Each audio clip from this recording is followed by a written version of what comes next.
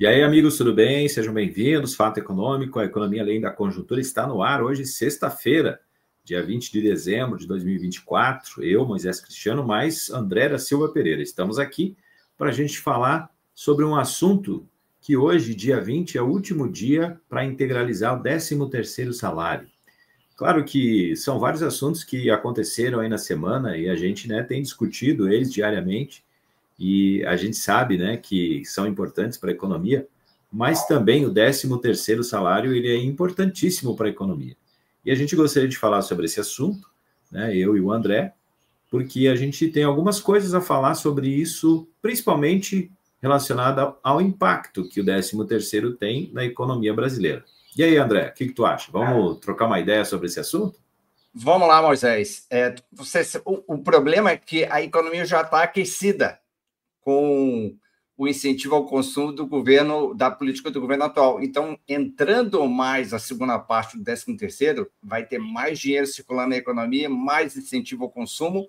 Esse desequilíbrio de demanda e oferta que já existe tende a piorar. Mas a ideia principal, quando a gente tem o 13º, é sempre primeiro a gente tentar pagar nossas dívidas para depois a gente voltar para o consumo de novo.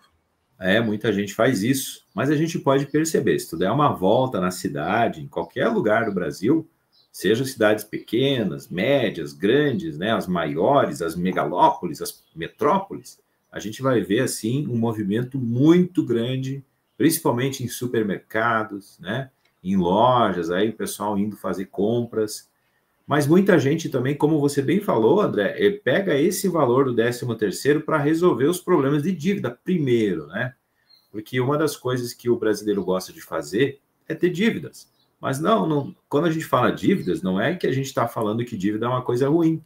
Porque às vezes, para você conseguir ter um item, você tem que fazer uma dívida, Vai pagar ele em algumas prestações. E, por exemplo, nós temos um meio de pagamento que é o cartão de crédito, que ele permite que você pague, por exemplo, um valor que não é muito alto, num item de consumo, que você pode pagar em 10, 12 ou até mais vezes.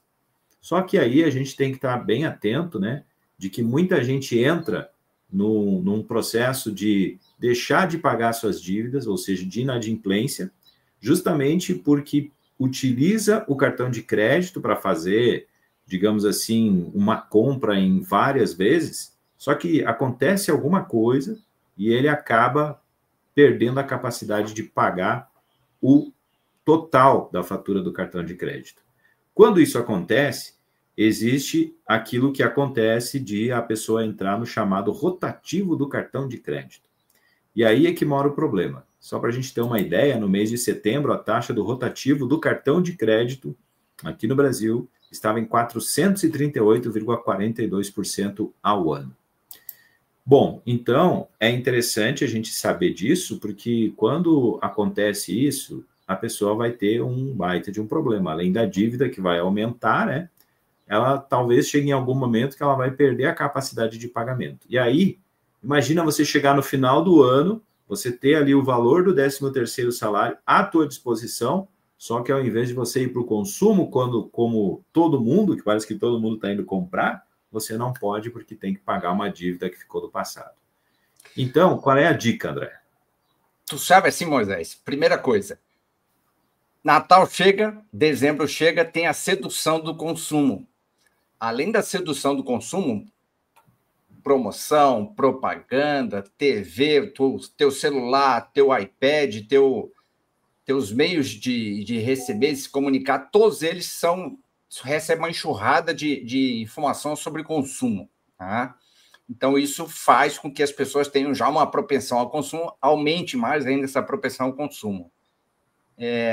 Temos ainda a época do Papai Noel, que também é um incentivo ao consumo. Presente para as famílias, para os amigos, amigo oculto. Então, isso traz o quê? Traz mais consumo, traz desejos, e traz a ideia da propensão a consumir, da função consumo, que vocês muito bem sabem, lá da macroeconomia. A questão é de você contrabalançar, consumir e pagar dívida, aí vem muito dessa percepção das famílias e das pessoas de você ter um controle financeiro pessoal e familiar. É sempre muito importante, antes de você partir para o consumo, saber se aquele consumo daquele produto é essencial, ele é necessário, né? E a partir que você decidiu, tomou a decisão, realmente eu preciso comprar uma nova uma TV, porque a minha enguiçou, a minha está com problema, você tem que ver se aquela TV se enquadra no teu orçamento. Se se enquadra no orçamento no sentido de você comprar à vista, joia, né? Se você não compra ela à vista, aí tem aquela questão de você entrar, né, no mérito de ver se você consegue parcelar aquela a compra da tua TV e se ela... O teu microfone acabou de silenciar, não sei o que Eu aconteceu. acabei de bater nele. E a É gente sempre a minha briga com o microfone. Né? O Lucas acabou de entrar ali. Né? Fala, Lucas. Ele já está Buenas, pessoal. consumindo também. Ele é um cara consumista. Então, se você consome... Muito boa tarde, pessoal. Chegando atrasado tá aqui, mas atrapalhando meu raciocínio. Se você consome um produto e você parcela ele, por exemplo, em 4 prestações, você tem que lembrar que aquelas 3 parcelas que ficaram para adiante, elas já vão comer uma parte da tua renda disponível nos próximos meses. Então, isso tem que ser levado em consideração, porque aquela parcela futura, tu já vai ter que descontar da tua renda futura e você não vai poder contar com aquela renda futura para continuar consumindo. Isso é que, normalmente, as pessoas acabam esquecendo de fazer essa conta. Se você parcela compras e tem um critério de gostar de comprar parcelado, usar o cartão de crédito em parcelas, sempre lembrando que aquelas prestações futuras estão comendo a tua renda futura e você não pode contar com ela. E aí leva aquela questão de inadimplência, tanto de pessoas quanto de empresas, da qual o Lucas ali é expert em falar disso daí. Pois é, Lucas, seja bem-vindo aí, ao nosso programa. A gente estava falando sobre um assunto que é bem recorrente. Hoje é o dia 20 de dezembro e a gente trouxe esse assunto de que é o dia em que se integraliza o 13º salário, quem tem esse direito, né? E o que acontece? Geralmente se vai para o consumo. E aí, quando você vai para o consumo, o perigo às vezes é se passar um pouquinho. Ou então, ao invés de você ir consumir, você pega o 13º salário e como teve um descontrole ou algum problema no passado, você pega esse dinheiro e vai pagar contas, vai fazer negociação, renegociação de dívidas e tal. E aí, certamente, é algo que não é novidade para ti, né? Não é difícil de você falar sobre esse assunto, né? Porque certamente tu já passou por situações de ajudar pessoas, né? Nessa situação, de dar uma dica, enfim, a gente aprendeu muito sobre esse assunto, né? Nos nossos estudos. Então, o que tu tem aí para falar? Qual é a dica que tu dá aí para quem está nessa situação? Mas antes de mais nada, pessoal, eu gostaria aqui de agradecer a vocês. Entrei um pouquinho atrasado hoje por bons motivos, tá? Só justificando. Hoje, felizmente, como a gente trabalha com consultoria, tanto para empresas quanto pessoa física, a gente tem pessoas conscientes, né? De que quando estão em uma situação onde que é necessário pedir ajuda, acabam entrando em contato com a gente. Então, agora há pouco ele estava fazendo um atendimento, né? Então, a gente acaba se trazendo uma certa felicidade para a gente, não porque a gente está captando um cliente, mas sim porque a gente consegue auxiliar uma pessoa a evitar problemas futuros maiores do que já tem nas suas vidas, né? Então, esse que é o real objetivo, propósito com esse trabalho que eu faço e acredito que vocês concordem com esse propósito, né?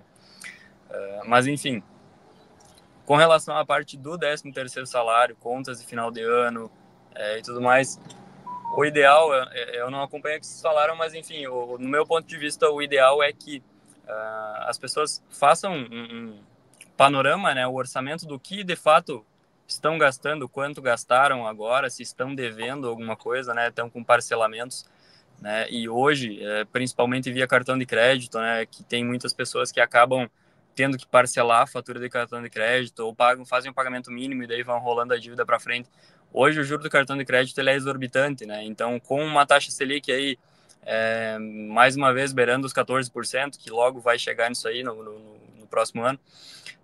Então, acaba se tornando mais caro ainda, né?